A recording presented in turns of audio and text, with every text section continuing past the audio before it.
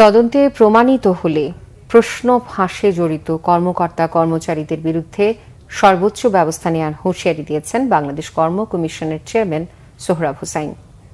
দুপুরে নিজ কার্যালয়ে সাংবাদিকদের তিনি জানান, প্রশ্ন ফাঁসের অভিযোগ প্রমাণিত হলে গত ৫ জুলাই রেলওয়ে উপসহকারী প্রকৌশলী পদে প্রাক নির্বাচনী পরীক্ষাও বাতিল করা হবে। তবে এর মধ্যে নিয়োগ পাওয়া অন্যান্য ক্যাডার ও নন ক্যাডার পরীক্ষা বাতিল করা অতি জটিল প্রক্রিয়া বলে জানান তিনি। এই ঘটনা তদন্তে ৩ সদস্যের তদন্ত কমিটিও গঠন করেছে পিএসসি। এছাড়া প্রশ্ন ফাঁসের অভিযোগে পিএসসির ৩ ঊর্ধ্বতন কর্মকর্তা সহ ১৭ জনের বিরুদ্ধে সোমবার রাতে পল্টন থানায় একটি মামলা করেছে সিআইডি। এই মামলায় ১৭ জনকে গ্রেফতারও দেখানো হয়েছে।